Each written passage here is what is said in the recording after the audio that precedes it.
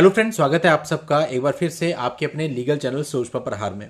दोस्तों, कल काफ़ी सारे लोग खुश थे उस वीडियो को देख करके जो कल मैंने पोस्ट करी थी, जिसमें ऑनरेबल सुप्रीम कोर्ट ने कॉल रिकॉर्डिंग पर पति को एक तरह से गिफ्ट दे दिया है।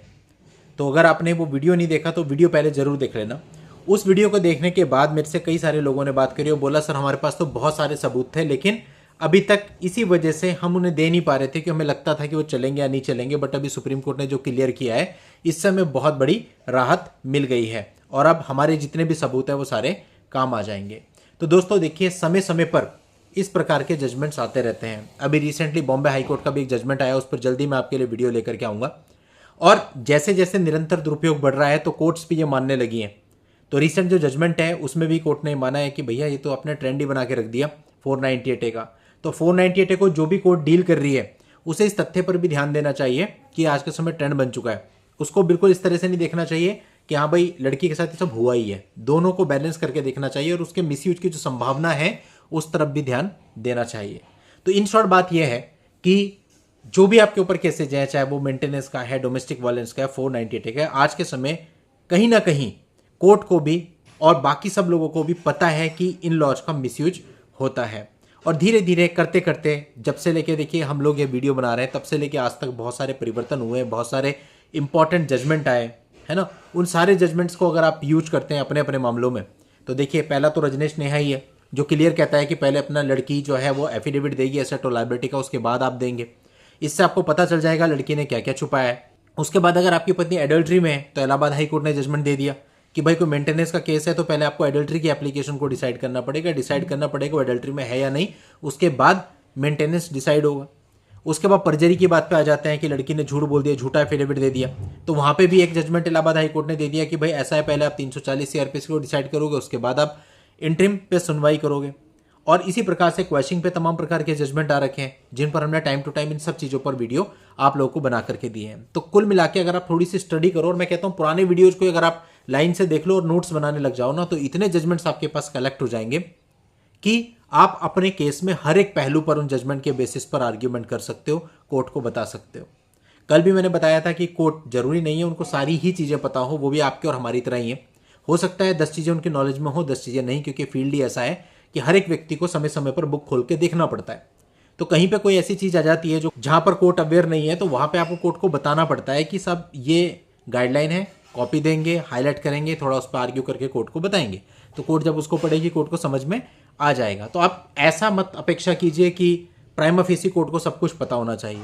नहीं, यही वकील का काम होता है, एडवोकेट का काम होता है कि वो जो भी नए लॉ आते हैं, जो भी अमेंडमेंट आते हैं, जो उसकी नॉलेज में है, वो कोर्ट को बताए और कोर्ट को कन्विंस करे जी चीज़ें ऐसी हैं। और उसके बाद बहुत से मामले होते हैं जब प्राइमा फेसी कोर्ट मना कर रही होती है, लेकिन जब हम उनको बताते हैं, दिखाते हैं, तो काम हो जाता है। तो बात यही है कि आपको इन सारे जजमेंट्स का एक कलेक्शन बना करके रखना है जो भी आपके मामले से रिलेटेड आपको मिलते हैं। समय समय पे जजमेंट भी आ रहे हैं, लॉ भी आ रहे हैं, टैक्टिक्स भी हम आपको बताते हैं, प्रैक्टिकल कोर्ट के अंदर क्या होता है वो भी बताते हैं। आप इनके प्रॉपर नोट्स बनाइए जब आपके केस चलेंगे। इवन मैं आपको बताऊं, ये इतना ब्रॉड फील्ड है ना, कई बार हमारा कोई केस चल रहा होता है और कोई पहलू फंस जाता है, अब उस पर हमें कोई जजमेंट चाहिए होता है या कुछ देखना होता है, तो मुझे खुद अपना चैनल सर्च करना पड़ जाता है, क्योंकि 2500 से ज़्यादा वीडियो इतने सालों में बन चुके हैं। मुझे भी याद नहीं है कितने वीडियो हैं, किन किन जजमेंट्स पे। अपने चैनल को सर्च करता हूँ और मेरे ही चैनल पे मुझे उसका सॉल्यूशन मिल जाता है, फिर वहाँ से वही डाउनलोड करके मैं कोर्ट में लगा देता हूँ। तो दोस्तों, ये तो हमारी एक गाइड तैयार हो रही है, एक गाइड है ये चैनल्स, और इस गाइड पर बहुत सारी इन्फॉर्मेशन है अलग अलग पर्सपेक्टिव को लेके। तो अगर हम उनके नोट्स बनाने शुरू कर दें, इवन बहुत हद तक मैंने खुद नोट्स बनाने शुरू कर दिए, तो वही चीज़ है कि हमने बता दिया ये जजमेंट हमने इतनी तारीख को पोस्ट किया, ये इतनी तारीख को पोस्ट किया। पहले मैंने आज तक ये नहीं किया, लेकिन अब मैं करने लगा हूँ, क्योंकि ऐसा मेरे साथ कई बार हो गया कि कोर्ट में कुछ चीज़ कही गई और फिर मेरे को अपने ही चैनल पर सर्च करना पड़ा, तो मैन्युअली सर्च करने में बहुत ज़्यादा टाइम लग गया, पूरा दिन लग गया, तब जाके वो चीज़ मिल पाई। इसीलिए अब हमने वीडियो पर नंबरिंग डालनी भी शुरू कर दी है। अगर आप देखेंगे तो नंबर से भी आप वीडियो को याद रख सकते हो कि इस नंबर का वीडियो था। तो ये एक प्रॉपर आपके लिए गाइड है, इंफॉर्मेशनल गाइड। जब आपको जरूरत पड़ती है आपने तब वो पर्टिकुलर चीज निकाली और कोर्ट के सामने प्रेजेंट कर दी, क्योंकि कोर्ट में आपके केस में कभी भी किसी भी स्टेज पे कुछ भी हो सकता है, कुछ भी चीज सामने आ सकती है और उसको डील करना पड़ सकता है। कई बार हम सोचते हैं ये वीडियो हमारे मामले से रिलेटेड नहीं है, लेकिन ऐसा नहीं है। अगर आप इस चीज में हो तो आपको सारी इंफॉर्मेशन लेनी चाहिए। कोई भी चीज कभी भी आ सकती है। अगर आपने वो चीज एक बार वीडियो में देखी हुई है तो आपको क्लिक कर जाएगा जब भी वो आपके सामने आएगा, कहाँ इस पर मैंने कुछ जरूर देखा था। आप उसको ढूंढना शुरू करोगे और चूंकि वो पड़ा है तो आपको मिल भी जाएगा।